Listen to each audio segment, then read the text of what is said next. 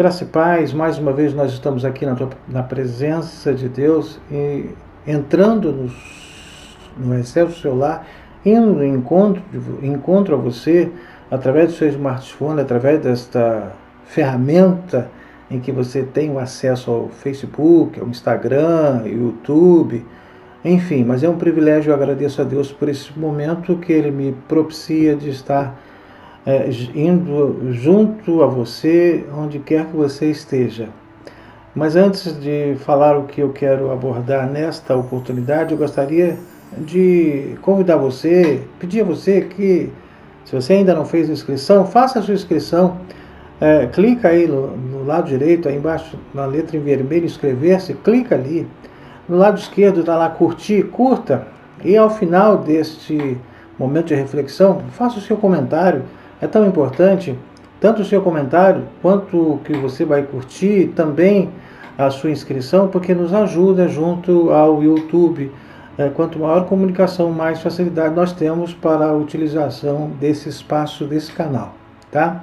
Nesta oportunidade eu gostaria de falar sobre vivendo as consequências através do poder da palavra. A palavra de Deus, a Bíblia, ela é viva, ela é eficaz. Ela é penetrante, ela é lâmpada, ela é luz, ela é manual de vida, ela é a resposta de todas as perguntas, ela é tudo que a gente precisa saber, ela é luz, ela nos ilumina, ela nos faz brilhar, porque ela é poderosa. Eu gostaria de falar sobre vivendo as consequências através do poder da palavra.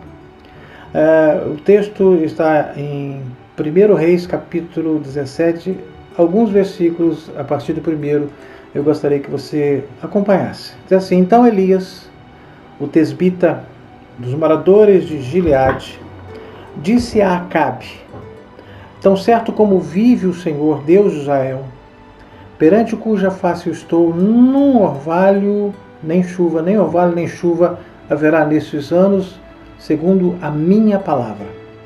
Versículo 2, veio a palavra do Senhor dizendo: retira-te daqui, vai para o lado oriental, esconde-te junto à torrente de Querite, fronteira ao Jordão. Versículo 4, beberás da torrente e ordenei aos corvos que ali mesmo te sustentem. Versículo 5, foi, pois, e fez segundo a palavra do Senhor, e retirou-se e habitou junto à torrente de Querite, fronteira do Jordão. Versículo 6. Os corvos lhe traziam pela manhã pão e carne, como também pão e carne ao anoitecer, e bebia da torrente. Versículo 7. Mas passados os dias, a torrente secou, porque não chovia sobre a terra, segundo a palavra do próprio profeta Elias. Após Moisés, lá no Deuteronômio capítulo 18, versículo 15 a 19, não houve nenhum profeta como foi Elias. O nome Elias significa o Senhor é o meu Deus. O profeta Elias falava de Deus bravamente em meio a todo o vácuo espiritual em que o reino do norte jazia nos dias de Acabe, Acasias e Jorão. No momento em que o reino de Israel do norte estava atravessando um dos seus piores períodos da história, Elias foi então chamado por Deus para exercer o ministério profético. Este período da história foi marcado por uma profunda crise moral, social e espiritual, notadamente pela corrupção, assassinatos, idolatria, fome, miséria. Mas em meio a esta crise, Deus contou com a coragem e a determinação de Elias para ser seu porta-voz. É preciso ter coragem para ser porta-voz de Deus. Elias era profeta por excelência, sendo então considerado como um dos mais destacados profetas de Israel. Observe que Elias é apresentado na Bíblia, porém, sem uma única palavra referente ao seu passado, nem sobre a sua identidade, a identidade dos seus pais e da sua parentela. Não existe informação. A única referência bíblica sobre Elias que diz apenas que ele era tesbita. Elias veio de Tesbe, um povoado situado nas montanhas de Gileade, uma região que ficava ao leste do Jordão, à beira do grande deserto da Arábia. Este lugar, chamado Tesbe, ou Tesbi, não aparece em outras passagens bíblicas. É citado somente no contexto da história deste profeta, do profeta Elias. Conforme a palavra de Deus, Elias exerceu a sua carreira profética durante mais ou menos por 32 anos. O profeta Elias, ele iniciou o seu ministério profético por volta do ano de 875 a.C., durante o reinado de Acabe, e continuou como profeta até quase o final do reinado de Jorão, em 843 a.C. E em 843 a.C., o nome de Elias é mencionado pela última vez quando ele enviou uma carta ao rei afirmando que Deus o vitimaria com uma grave doença e feriria o povo de Israel com um grande flagelo. Está lá escrito, olha só. Segundo Crônicas, capítulo 21, versículo 12, 13, 14, 15. Então lhe chegou às mãos uma carta do profeta Elias, em que estava escrito: Assim diz o Senhor, Deus de Davi, teu pai, porquanto não andaste nos caminhos de Josafá, teu pai, e nos caminhos de Asa, rei de Judá, mas andastes nos caminhos dos reis de Israel, e induziste a idolatria a Judá e os moradores de Jerusalém, segundo a idolatria da casa de Acabe, e também matastes a teus irmãos da casa de teu pai, melhores do que tu, eis que o Senhor castigará com grande flagelo ao teu povo, aos teus filhos, às tuas mulheres e todas as tuas possessões. Versículo 15. Tu terás grande enfermidade nas tuas entranhas, enfermidade que aumentará dia após dia, até que saiam as tuas entranhas. Que coisa dura. Esta carta do profeta Elias, segundo os registros bíblicos, foi enviada somente 10 anos após a sua transladação, através de um redemoinho. Nos lábios do profeta Elias encontravam-se palavras de fé e de poder. Era um homem audacioso, de autoridade e de intrepidez. Toda a sua vida foi devotada à obra da reforma, cuja voz clamava no deserto para repreender o pecado e fazer refluir a maré do mal. O livro do Apocalipse dá ênfase aos seus feitos, enquadrando-o no rol das duas testemunhas, pois como profeta tem atormentado os habitantes da terra. Apocalipse capítulo 11, versículo 6, versículo 10, a parte B. Estes têm poder para fechar o céu, para que não chova. Nos dias da sua profecia faz referência ao profeta Elias. E tem poder sobre as águas para convertê-las em sangue e para ferir a terra com toda a sorte de pragas. Todas quantas vezes quiserem, fez referência ao profeta Moisés. Porquanto estes dois profetas tinham atormentado os que habitavam sobre a terra. Coube ao profeta Elias a missão de enaltecer a verdadeira adoração ao único Deus, Criador do universo, bem como de protagonizar os fatos mais impactantes na história dos profetas de Israel, ao denunciar os desmandos do governo de seus dias, desafiando falsos profetas que assolaram o antigo Israel.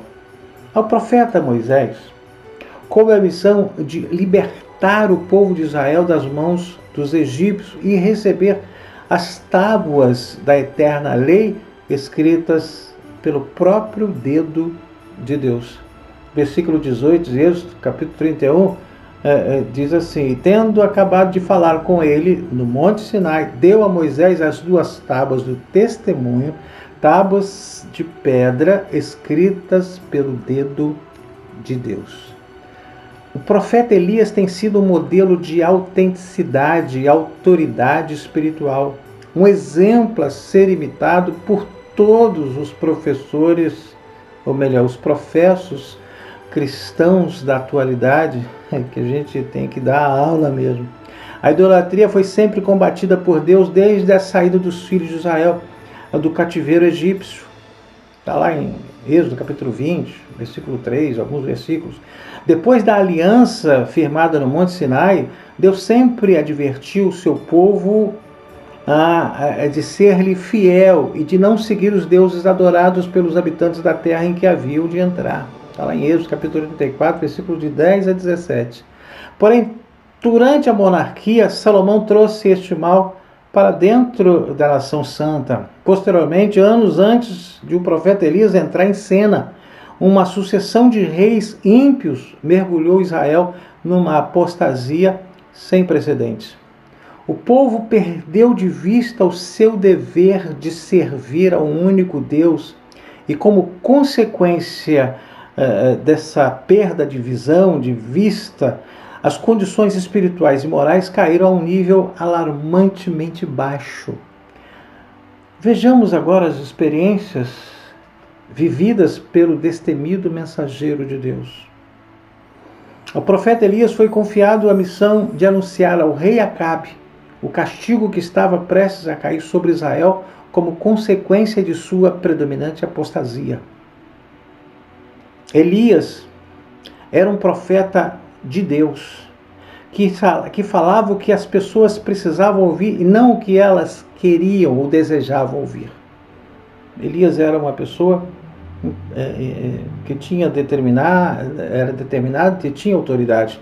Elias apareceu repentinamente perante o rei Acabe e suas primeiras palavras registradas foram as seguintes, está lá no versículo 1 de 1 Reis, capítulo 17. Vive o Senhor Deus de Israel, em cuja presença estou, que nestes anos não haverá orvalho nem chuva, senão segundo a minha palavra. Como a chuva é um dos principais elementos de sustentação da natureza, a falta dela provocou seca, fome e miséria em toda Samaria. As Sagradas Escrituras, elas têm relatado que por causa da severa estiagem, a fome se tornou extrema em Samaria. No versículo 2 de 1 Reis, capítulo 18, diz assim: partiu, pois, Elias a apresentar-se a Acabe, e a fome era extrema em Samaria. O período de seca foi de 3 anos e 6 meses. Observe o que diz lá em Tiago, capítulo 5, versículo 17 e 18. Elias era homem semelhante a nós, sujeito aos mesmos sentimentos, e orou com instância para que não chovesse sobre a terra, e por 3 anos e 6 meses não choveu. E orou de novo, e o céu deu chuva, e a terra fez germinar seus frutos. Depois de apresentar ao rei Acabe a mensagem que anunciava o iminente juízo sobre a nação de Israel, o profeta Elias desapareceu tão repentinamente como havia chegado, quando veio a ele a palavra de Deus, que lhe disse, versículo 3, versículo 4, 1 Reis, capítulo 17, retira-te daqui, vai para o lado oriental, esconde-te junto à torrente de Querite. Deus falando para Elias, fronteira ao Jordão, beberás da torrente, e ordenei os corvos que ali mesmo te sustentem. Essa trajetória de Elias nos ensina que ele confiou em Deus e aprendeu a depender dele. Não tem coisa melhor do que confiar nele e depender dele, porque ele é provedor, ele é Senhor. Ao contrário do que muitos imaginam, depender de Deus não é uma tarefa fácil, porque Elias precisou beber água de um ribeiro e precisou também se alimentar de pão e carne que foram trazidas pelos corvos. 1 Reis, capítulo 17, versículos de 4 a 6. Beberás da torrente, e ordenei aos corvos que ali mesmo te sustentem. Pois, e fez segundo a palavra do Senhor, e retirou-se e habitou junto à torrente de Querite, fronteira de Jordão. Os corvos lhe traziam pela manhã pão e carne, como também pão e carne ao anoitecer, e bebia da torrente. Que coisa tremenda. Depender de Deus é viver de uma forma extraordinária, sobrenatural. Houve um outro momento na vida de Elias que ele foi alimentado de pão e água trazidos por um anjo. Está lá em 1 Reis, capítulo 19, versículos 5 a 7. Deitou-se e dormiu debaixo do zimbro, e eis que um anjo tocou. Ele disse: levanta-te e come. Olhou e viu. Ele viu junto à cabeceira um pão cozido sobre pedras, em brasa e uma botija de água. Comeu, bebeu e tornou a dormir. Versículo 7. Voltou segunda vez, o anjo tocou e lhe disse: levanta-te e come, porque o caminho te será sobremodo longo. Como o profeta Elias aprendeu a ter intimidade com Deus, é importante que ele começou a ter uma certa influência do céu aqui na terra. O ministério de Elias não foi marcado apenas por profecia, mas por meio dele, Deus pôde operar muitas maravilhas, como fechar o céu para que não chovesse. Nós lemos por 2 vezes. Multiplicar o azeite e farinha da mulher que era viúva, que tinha só um filho, estava esperando o tempo para morrer. Ressuscitar o filho da viúva de Serepta, está em 1 Reis, capítulo 17, versículo 22. A manifestação do fogo no altar ao desafiar os profetas de Baal. Nós lemos aí, nós não lemos, 1 Reis, capítulo 18, versículo 30 a 39. Fazer com que a chuva interrompesse a seca em resposta à oração de Elias. A morte dos soldados do rei Acasias. 2 grupos de 50, mais o capitão de cada grupo também foram mortos. Deus eliminou-os. Está lá em capítulo 2 Reis, capítulo 1, versículo 13, 14, 15. Tornou o rei enviar a terceira vez um capitão de 50 com os seus 50. Então subiu o capitão de 50, indo eles, pôs-se de joelho diante de Elias e suplicou-lhe e disse-lhe: homem de Deus, seja, peço-te, preciosa aos teus olhos a minha vida e a vida desses 50 teus servos. Porque já haviam morrido 50, 100, 102 pessoas. Pois fogo desceu do céu e consumiu aqueles 2 primeiros capitães e 50. Com os seus 50, porém agora seja preciosa aos teus olhos a minha vida. Então o anjo do Senhor disse a Elias: desce com este, não temas. Levantou-se e desceu com ele até a presença do rei. Dividir o rio Jordão com a sua capa, milagre da manifestação de Deus. Está lá em 2 Reis, capítulo 2, versículo 8. Então Elias tomou o seu manto, enrolou-se e feriu as águas, as quais se dividiram para os dois lados e passaram ambos a seco, ele e Eliseu. Todos esses milagres têm demonstrado claramente que o profeta Elias era um homem que vivia em uma íntima comunhão com Deus. O profeta Elias foi chamado para mostrar quem é o verdadeiro Deus de Israel. O profeta Elias, ele conseguiu mostrar. A Bíblia descreve que Elias era um homem semelhante a nós. No entanto, ele foi um verdadeiro homem de Deus, profeta de Deus. E ele não vacilou. Ele só teve medo de um recado de uma mulher, mas ele não vacilou no propósito de Deus. A respeito dele, escreveu o apóstolo Tiago em sua epístola, dizendo, Tiago, capítulo 5, versículo 16, 17, 18. Confessai, pois, os vossos pecados uns aos outros, e orai uns pelos outros para serdes curados. Muito pode, por sua eficácia, a súplica do justo. Versículo 17. Elias era um homem semelhante a nós, sujeito aos mesmos sentimentos, e orou com instância para que não chovesse sobre a terra, e pôs 3 anos e 6 meses não choveu. E orou de novo, e o céu deu chuva, e a terra fez germinar seus frutos. Elias era um homem comum, como nós somos. Entenda que a oração fervorosa e intensa de um homem justo tem grande poder e resultados maravilhosos. Elias era tão inteiramente humano quanto nós. E, entretanto, quando ele orou de uma forma fervorosa e intensa para que não caísse chuva, nenhuma gota caiu durante 3 anos e 6 meses seguintes. Depois, Elias orou de novo, e desta vez era para que chovesse. E a chuva desceu, e o pasto ficou verde, e as hortas começaram a crescer novamente. Entenda, a inabalável fé em Deus fez de Elias, fez dele um exemplo de lealdade e destemor ante a intensa oposição e perseguição por parte das falsas religiões e dos falsos profetas. O registro das atividades da vida de Elias tem levado inspiração e coragem a todos aqueles que têm sido chamados a permanecer e cumprir o seu propósito mesmo em meio à idolatria, a fim de preparar um povo para o primeiro advento de Cristo. Um homem foi enviado da parte de Deus para andar no espírito e virtude de Elias, cujo nome era João Batista. Lucas capítulo 1, versículo 16 e 17. Hoje é um bom estudo. E converterá muitos dos filhos de Israel ao Senhor seu Deus. E irá diante do Senhor em espírito e poder de Elias para converter o coração dos pais aos filhos, converter os desobedientes à prudência, dos justos a habitar para o Senhor um povo preparado.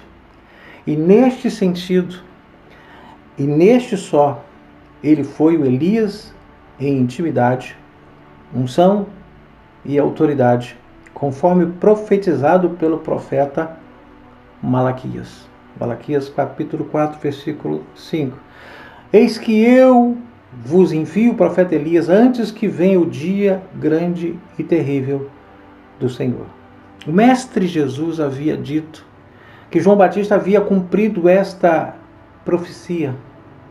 Ele disse lá em Mateus 11, 14, e se o quereis reconhecer, ele mesmo é Elias que estava para vir.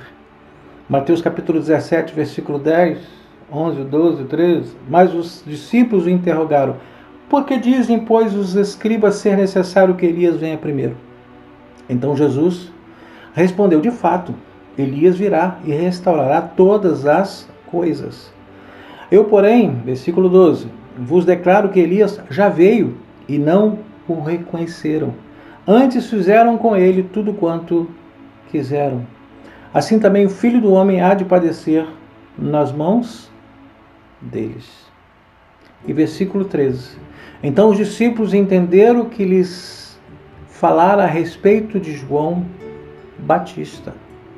Entende? Não é que João Batista veio no espírito de Elias, a mesma impulsão, a mesma unção. A mensagem de João Batista foi clara, precisa, resultando em genuína operação de arrependimento e reforma nos corações daqueles que por ele foram batizados, mas na mesma intensidade de Elias. Entende?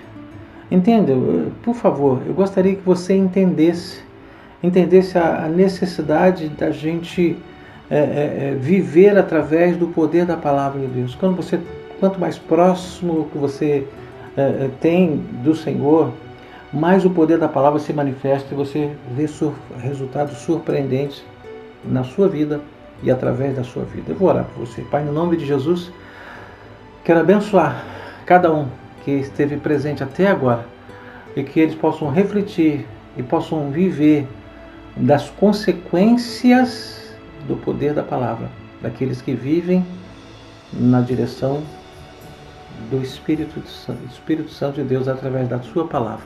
Quero abençoar cada família em nome de Jesus Cristo. Eu sou psicanalista clínico, analista, didata. Eu exerço terapia para as pessoas que estão precisando, elas estão com ansiedade, estão com angústia, depressão, síndrome do pânico. Se você precisar de ajuda, eu estou aqui para te ajudar. Você pode me encontrar aqui nesse canal, Mensagem Edificante, através desse vídeo aqui mesmo. Você está aí, você pode fazer o comentário, diz, eu preciso da sua ajuda. A gente vai entrar em contato com você. Você pode encontrar-me no Instagram, você pode me encontrar no Telegram, você pode me encontrar no Facebook, você pode me encontrar no WhatsApp. Então eu Eu atendo em São José do Calçado, na Clínica Viver Care, e também no Laboratório Caixinha. Em Bom Jesus do Itabapoana, nas terças e quintas, eu estou na Clínica CIS. Eu posso e quero lhe ajudar. Também sou pastor evangélico, sigo o Senhor da Igreja Evangélica Vida. E eu quero agradecer esse momento que estivemos juntos. Foi um momento de reflexão sobre a importância de viver sob a dependência de Deus, na unção do poder da palavra de Deus, assim como foi Elias, assim como foi João Batista, assim será você, assim será eu. Que Deus te abençoe até a próxima semana, se Deus assim o permitir. Até lá.